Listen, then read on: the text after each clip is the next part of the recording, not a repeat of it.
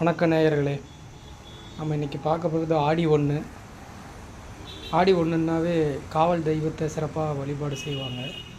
காவல் தெய்வம் ஆடி 1 வழிபாடு அப்படின்னு சொன்னாவே முனியப்பன் தான். அந்த முனியப்பனுக்கான ஒரு அலங்காரத்தை தான் நம்ம இப்போ பார்த்துட்ருக்குறோம். இது மட்டும் இல்லைங்க, ஆடி 1 அப்படின்னு சொல்கிறது. ஆடி 1ஆம் தேதி அப்படின்னாவே குறிப்பாக சேலம் பகுதிகளில் மட்டுமே, எங்கள் ஊர் சேலம் மாவட்டம், நான் சேலம் மாவட்டத்தை சேர்ந்தவன். சேலம் மாவட்டத்தில் மட்டுமே தேங்காய் சுடுற பண்டிகை ஆடி 1 அப்படின்னு வரும். அந்த ஆடி 1 எதுக்காக தேங்காய் சுடுறாங்க அப்படின்னு சொன்னால், இது நம்ம இதிகாச வரலாற்றை நாம் போய் பார்க்க வேண்டியதாக இருக்கும். அந்த அடிப்படையில் அந்த இதிகாசம், இந்த தேங்காய் எதுக்காக சுடுறாங்கன்ற வரலாறு தனிப்பதிவாக நான் உங்களுக்கு கொடுக்குறேன். இன்றைக்கி இதுதான் தேங்காய் சுடுறோம். இந்த தேங்காயில் என்ன பண்ணியிருப்போம்னா, அவல், சர்க்கரை, வெல்லம் எல்லாம் போட்டு கூடுதலாக கொஞ்சம் தண்ணியை போட்டு வச்சு, இந்த தேங்காய்க்கு மஞ்சள் போட்டு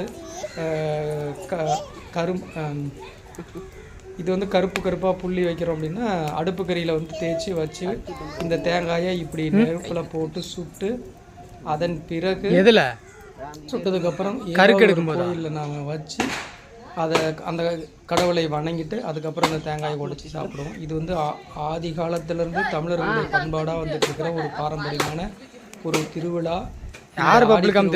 ஆடி 1ஆம் தேதி இந்த தேங்காய் சுடுற பண்டிகையில் சிறப்பானது சேலம் மாவட்டம் மட்டுமே.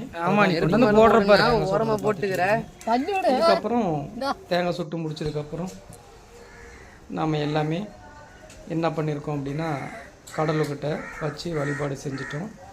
அது முழுமையான ஒரு தொகுப்பாக தான் இப்போ நான் உங்களுக்கு இதை நாங்கள் கொடுத்துட்ருக்குறோம்.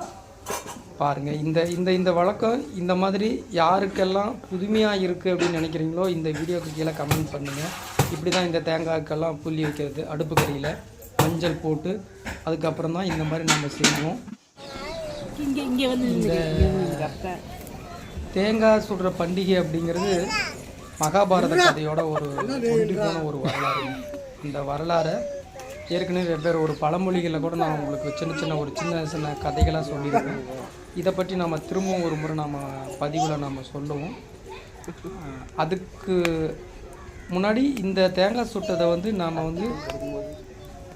என்ன பண்ணுவோம் அப்படின்னா, இந்த தேங்காய் உள்ளே இருக்கிறது சர்க்கரை, வெல்லம், கூடுதலாக சேர்ந்து வேகும். வெந்த பிறகு எடுத்து சாப்பிடும் பொழுது அது ரொம்ப சுவையானதாகவும் இருக்கும். இந்த மாதிரி யாரெல்லாம் சாப்பிட்ருக்கிறீங்க, இல்லை இந்த மாதிரி யாருக்கெல்லாம் வாய்ப்பு கிடைக்கும் சொல்கிறத இந்த பதிவில் நீங்கள் மறக்காமல் சொல்லுங்கள்.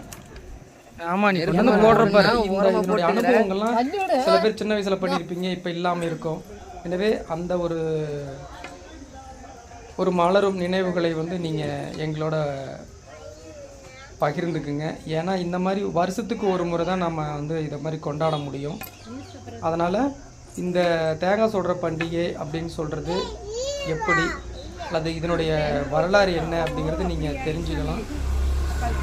நம்ம அடுத்தடுத்து ஒரு பதிவில் இது மொத்தம் ஆடி 18 அப்படின்னு சொல்லுவோம் இல்லையா, ஆடி 1லேருந்து ஆடி 18 வரைக்குமே இதில் ஒரு சிறப்பான ஒரு வரலாறாக இருக்கும்.